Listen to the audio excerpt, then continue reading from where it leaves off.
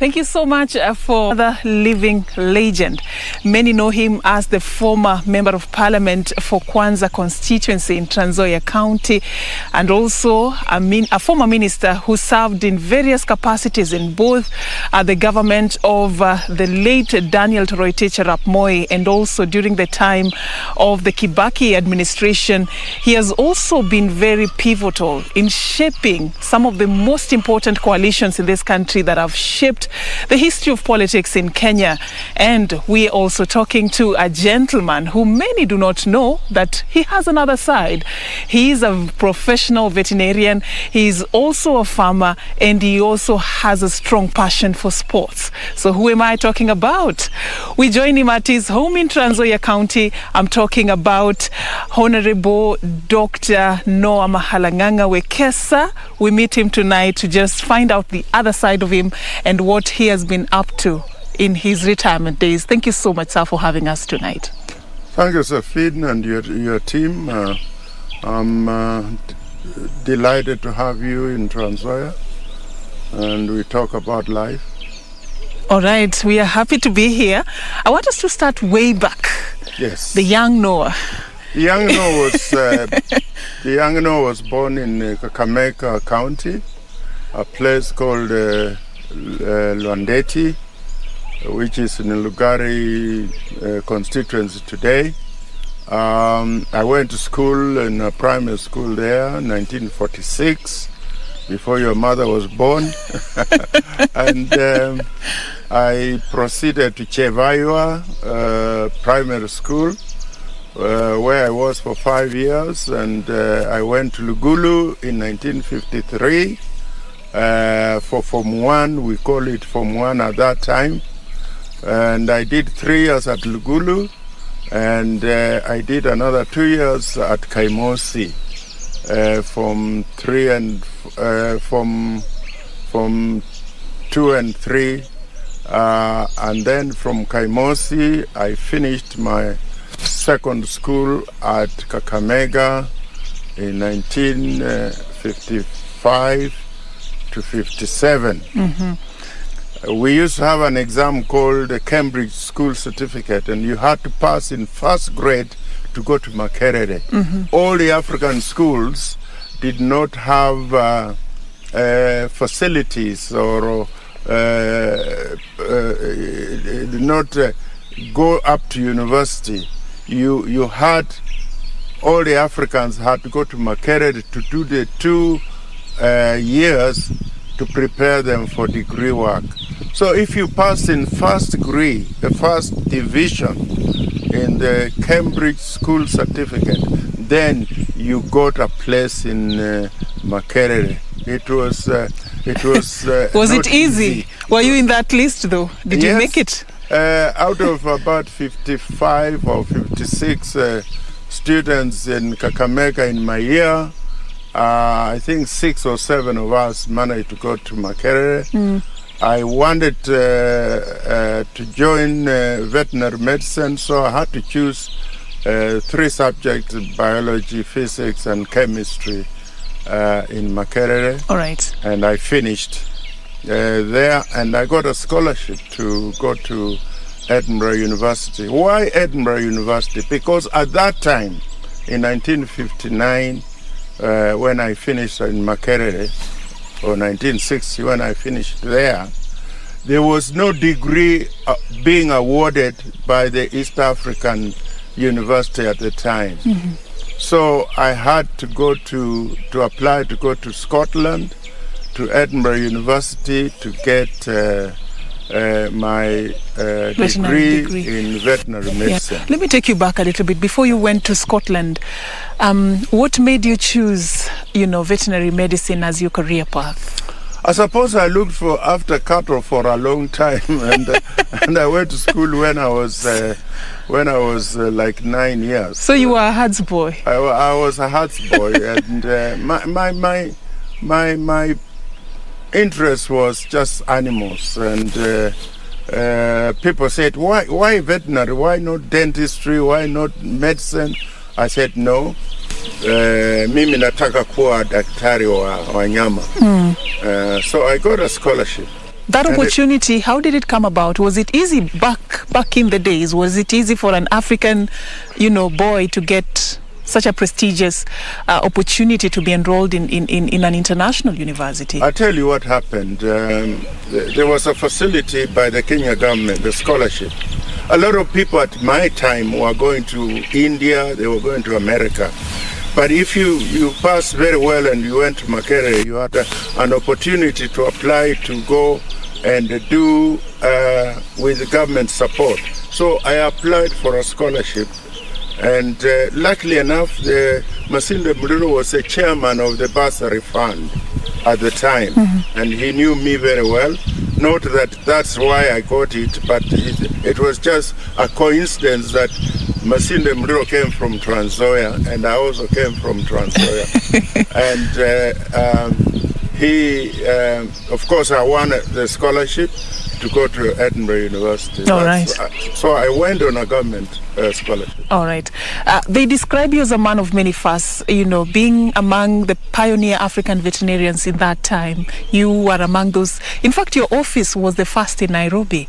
Yeah. Just talk to us about, this must have exposed you to very big names as clients, and you served the late president as well, Daniel Toroitich Arap Moi, during your time as a doctor.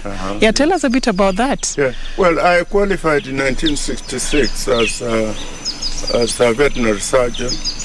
I decided to work in Britain for about 6 months, and when I came here, the Minister of Agriculture hired me as a veterinary officer, a field of veterinary officer, and my first posting was in Olukalau, Nyandarua district, and I went there for about 7 months, 8 months. I worked with leaders such as J.M. Kariuki and other leaders at the time.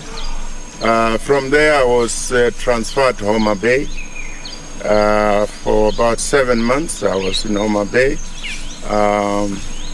They transferred me to Kisii, I think in 1988.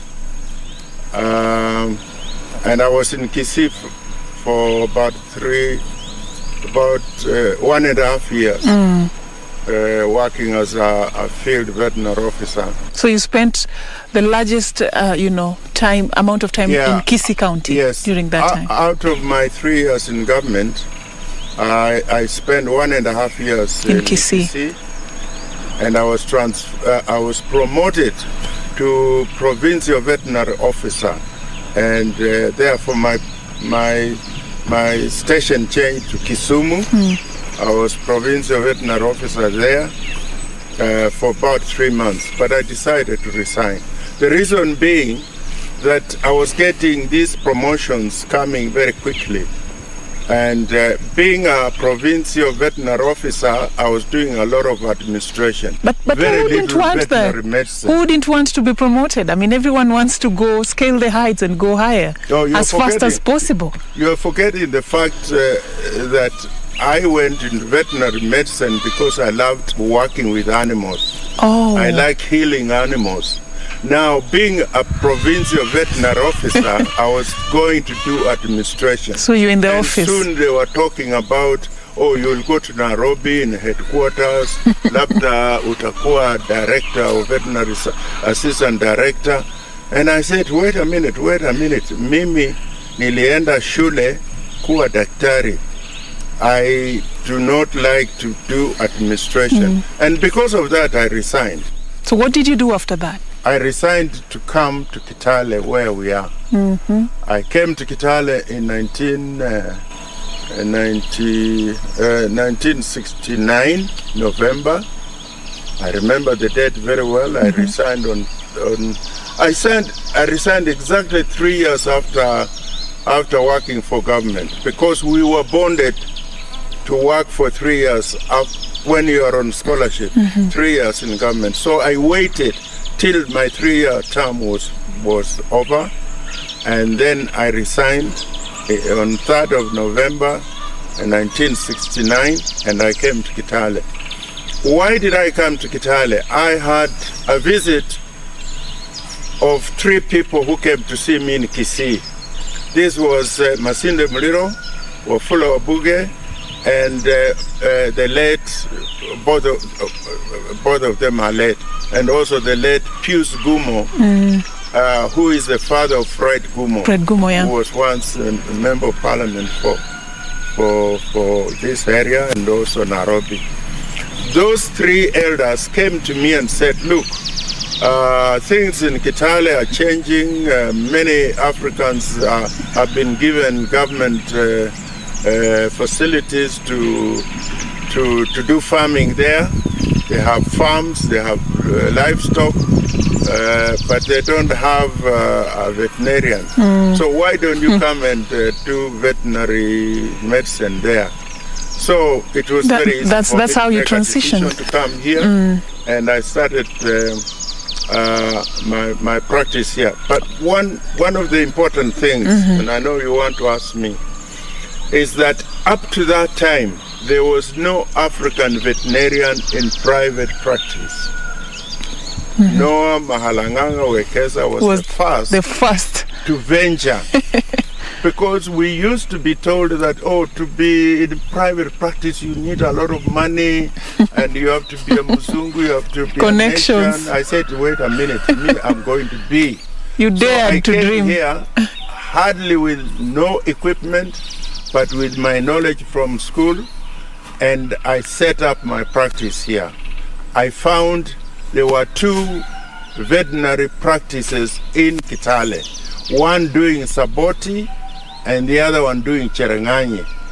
Mick Jacob, who went to Edinburgh University with me, my own university, was doing this area. So he was very excited to have a colleague in the profession. A colleague here. And Bagno, Dr. Bagno, a lady, she was doing Cherangani. So they accommodated me. They said, you can set up practice.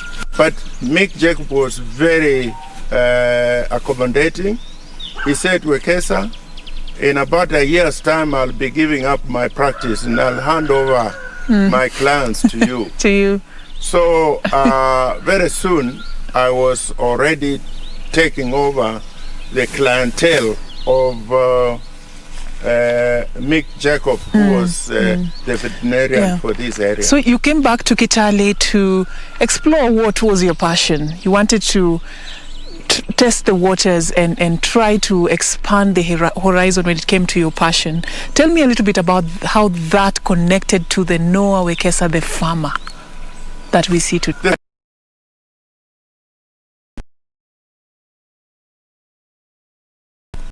I worked 24 hours sometimes. There were 3 practices here, and one of them, after about 6 months, Mick Jacob left. So I had the whole area, and in another 6 months, I think, within a span of a year, the other veterinarian also left. So I had the whole county, as we call them, districts in those days.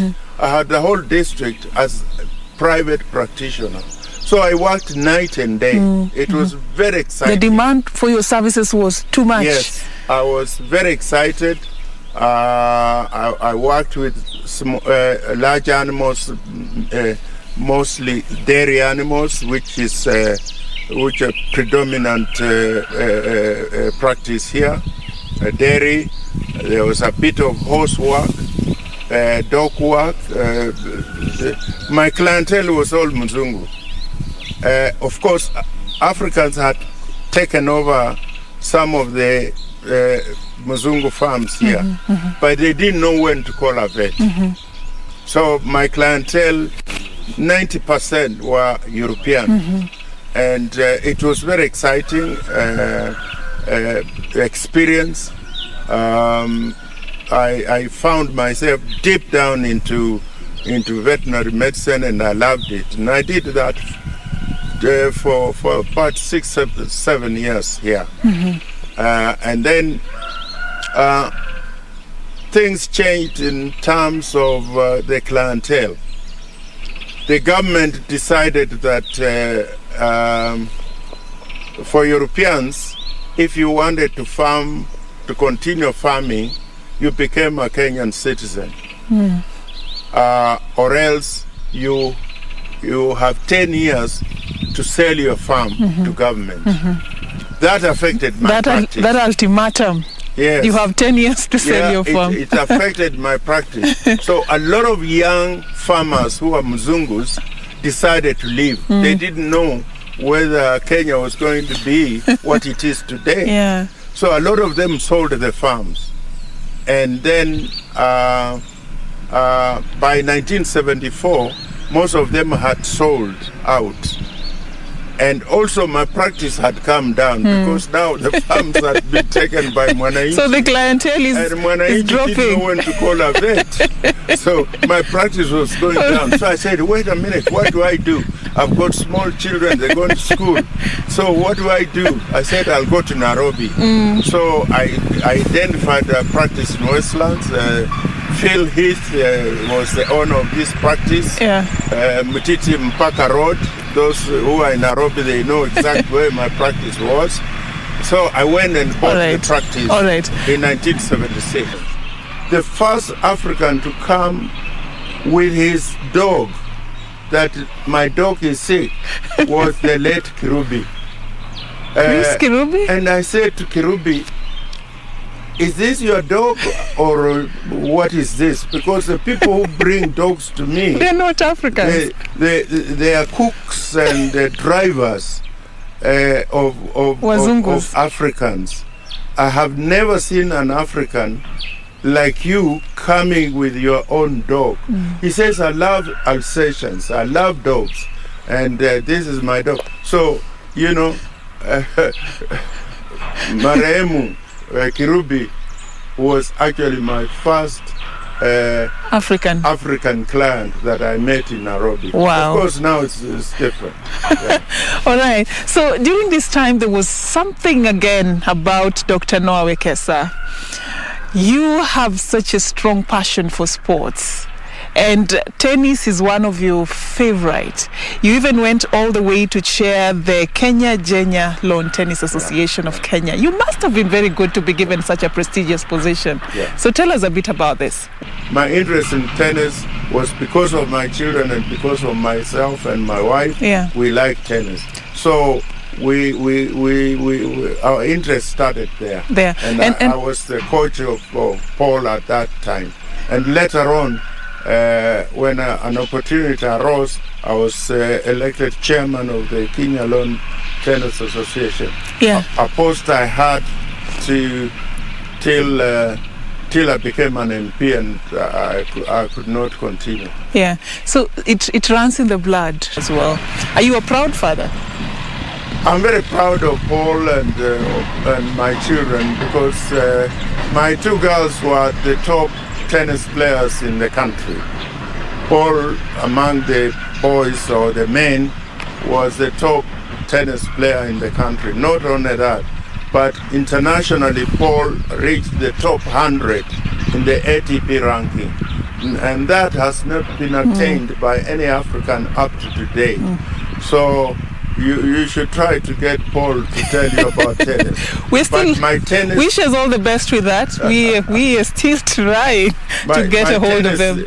My tennis days were ended by me being elected member of parliament for Kwanza in 1988. Talk to us about that. I had to relinquish chairmanship of the Tennis Lawn Association.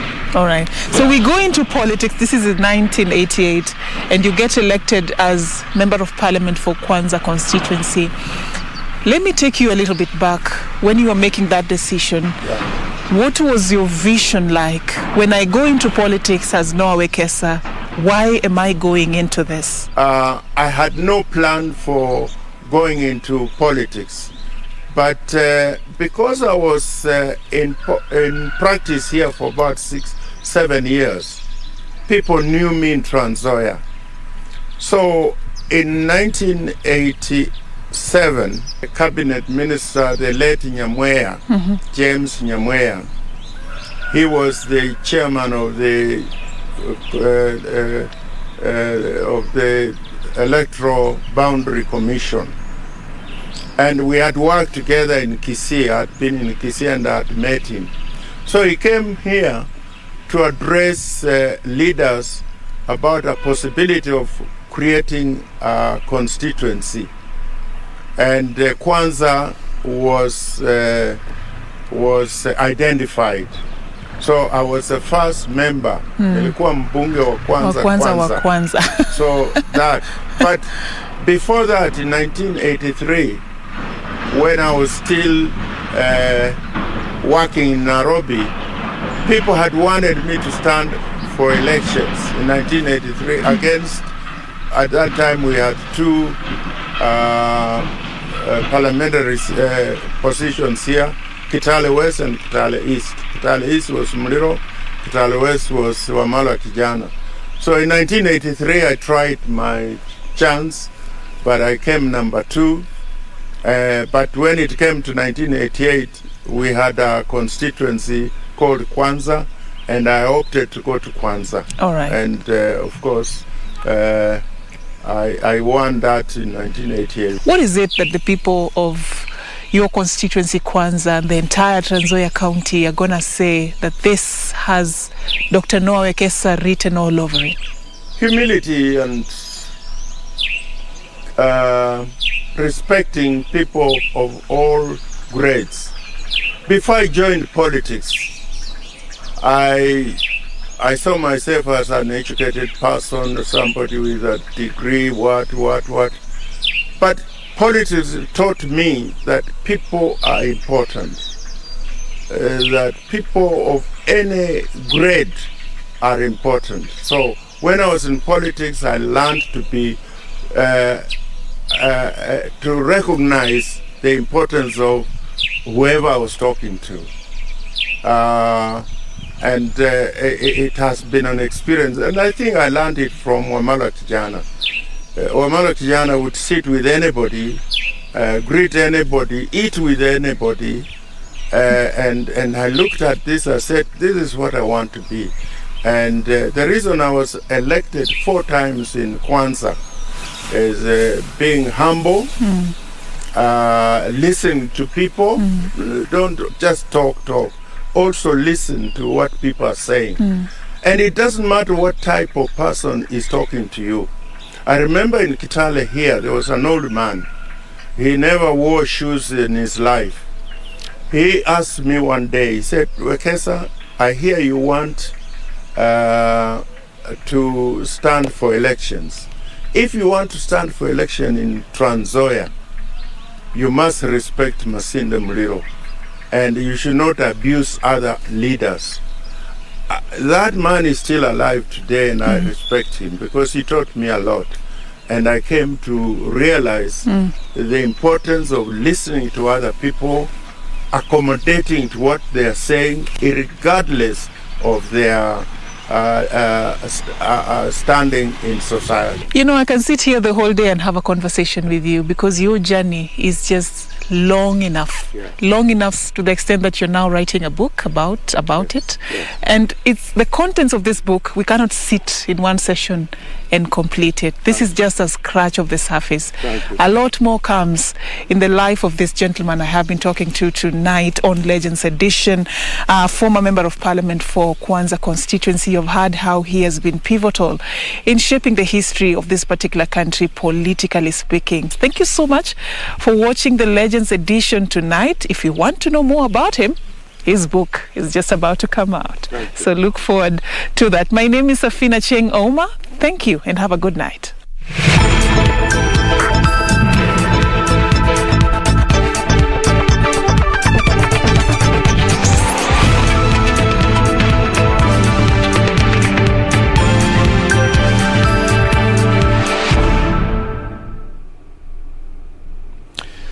The Story of Dr. Noah Wekesa, the first African veterinarian to have a private surgery in Nairobi.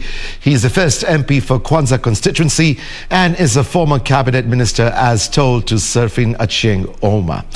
A true living legend of Kenya. And as we celebrate Dr. Noah Wekesa, we celebrate Serafin Achieng Ouma, who won 2 awards at the Journalists for Human Rights Awards last night.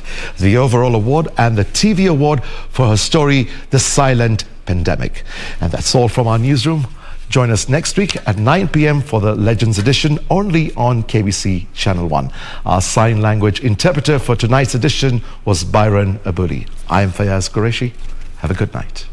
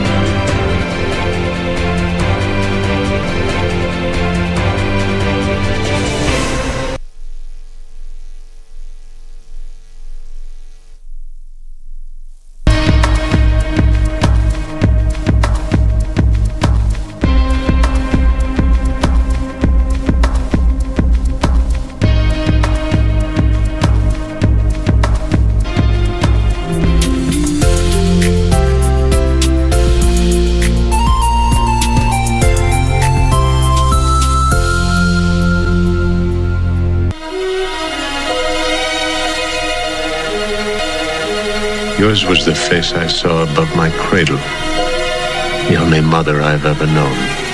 But my feet are set upon a road that I must follow. I will teach thee.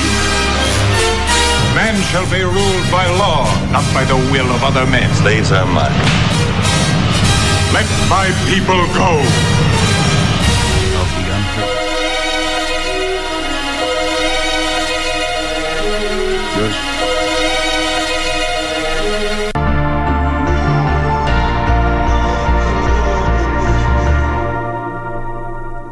My name is Mohamud Ahmed Mohamud, the CEO of Kenya Deposit Insurance Corporation, popularly known as KDIC. The corporation recently increased the protected sum from the previous 100,000 shillings to 500,000 shillings per account. This is the highest in sub-Saharan Africa. In effect, the corporation now covers 99% of the depositors in the unlikely event of a closure of a bank. So KDIC encourages the depositors to continue doing business with our banks that are strong and resilient. Be sure, check out for a KDIC sticker in your banking hall.